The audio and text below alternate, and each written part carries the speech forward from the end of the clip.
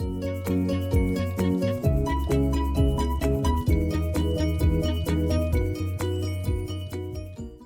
everyone, and Merry Christmas. My name is Patricia Meredith, and I am the author of the Spokane Clock Tower Mysteries, books 1 through 3, which are now available in every format wherever books are sold. That's print, ebook, audiobook. Just go find your favorite version, and I promise you will not be disappointed. So I am here with one last video for this year with a Christmas baking recipe out of a 19th century cookbook. Hopefully you join me for my last two. If you haven't, go ahead and check those out either before or after watching this video.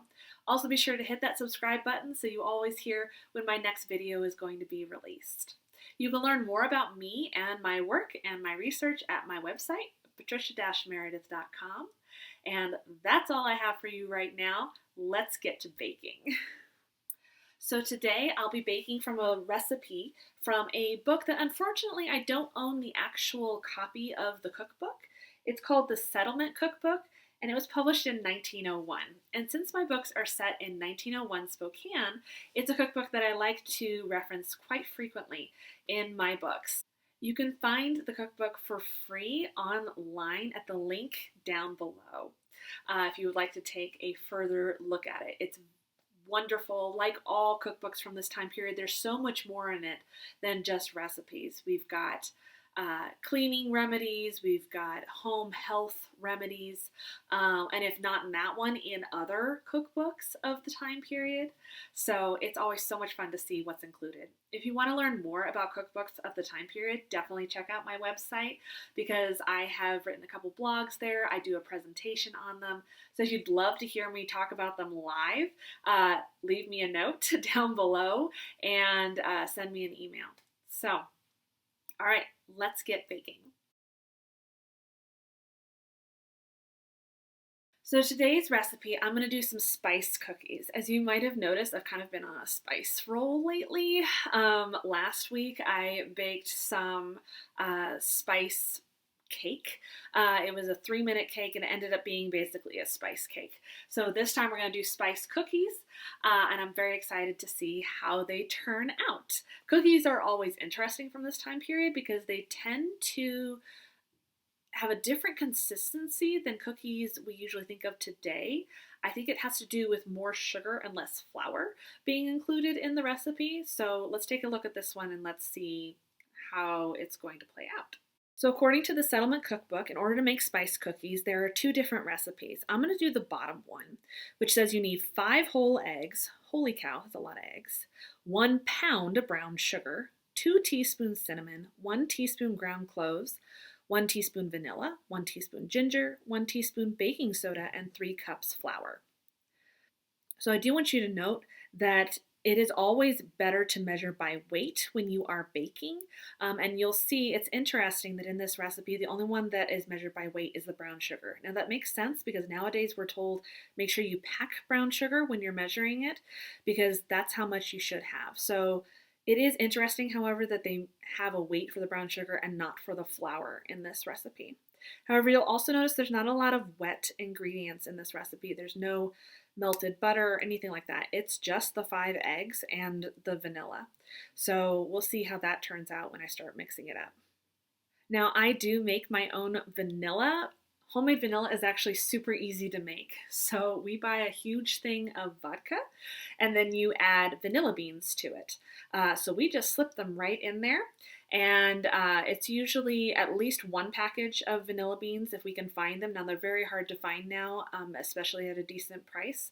Luckily we had stockpiled before prices increased. But if you can find them, it's totally worth making because this is still going to be the cheaper way to make your own vanilla, and it's so easy because it's literally just the vodka with the vanilla beans in it. So then we let it sit for at least 6 months. It gets nice and dark. And you'll know if it's not getting very dark, then you probably need to add more vanilla beans to it because it should be a nice caramel color. So then we pour it into a smaller jar that I keep in my baking cupboard, and it's a great flavor. I've heard there are a lot of flavors that you can make using that method, but the only one that is like tried and true for me is vanilla. So then the method it gives is mix the above together, Add enough flour to handle it, roll into small balls, and bake on greased pans in a moderate oven 10 to 15 minutes. So once more, we have the definition of a moderate oven. A moderate oven is going to be 350. When cooks were baking in the 1900s, an oven did not have a record of how hot it was inside. Basically, the cook just had to put their hand in and they could tell if it was a low, moderate, or high oven. A low oven is going to be for cooking meat. A moderate oven is going to be cooking cookies, cake, pretty much your average thing. It's that 350, 375, right? And then the higher oven is going to be for starting a pie, as we did when I made apple pie. So go check that out. Or for making bread, right? Bread is cooked at a very high heat, and it gives that nice crisp outer crust for bread. So in this case, I baked it at 350. And I did find that 10 to 15 minutes was about right. I mixed the dry ingredients and then added the wet. I actually ended up adding a little bit more vanilla because I didn't think it was wet enough, but then when I went to put the cookies on the sheet, I think I probably shouldn't have done that because they spread quite a bit, and I think actually adding some more flour would have been good for the cookies. I also recommend spraying your pan because the cookies did not come off the pan very easily when I went to pull them out. Oh my goodness, it smells so good in here. The spices it's just in the air and it smells so good, like when we made the cake last week. So if you want your house to smell like Christmas, bake these cookies or bake this cake. All right, so we've got our cookies. Like I said, cookies of the 19th century, the last couple times I've made them, I've noticed a difference in consistency. I pulled these out probably a little sooner than some people might. So they're not crispy, they're definitely chewy. But also they're just I don't know if you can tell, they're very sugary looking. Like when you make like chocolate chip cookies, it has more of a matte finish almost. And then the sugar ones, you pull them out and you're like, oh yeah, that's covered in sugar, right? All right, so let's take a bite. Tastes a lot like the cake from last week.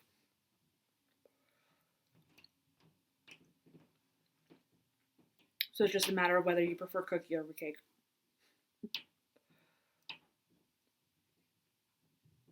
These will be great to pass out to people, however, especially carolers if they come to our door. These will be excellent choices.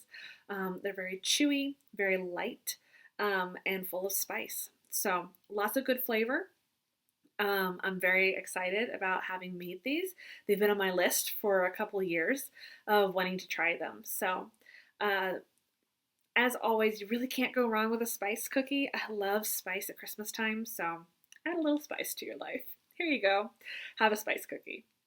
So thank you so much for joining me. If you didn't get a chance to join me for the other two, please go back and watch them. You can also watch the videos from last year that I did. I did 3 different recipes again. Hoping to do the same next year. I also am hoping to do a live baking sometime in January. So be sure to hit that subscribe button and follow me at my website, patricia-meredith.com, or on social media as @pmeredithauthor. I hope to see you around. Leave me a comment down below if you end up baking any of these recipes. I would love to hear how they go and if they make your house smell like Christmas. Be sure to share any recipes that you might have that were passed down through your family from the early 19th century. I would love to hear them and give them a try. Be sure to check out the Spokane Clock Tower Mysteries. Books 1 through 3 are now available. It's a great time to dive into the series because I have completed that first arc. I am currently working on book 4, so I hope that you'll join me for the continuation of the series in the future. I'm also working on a new series that I hope to launch next year, so we'll see how things work out with that. Thank you so much for joining me. Be sure to follow and subscribe wherever you can, and I hope to hear from you soon. Have a very Merry Christmas and a Happy New Year. Thanks.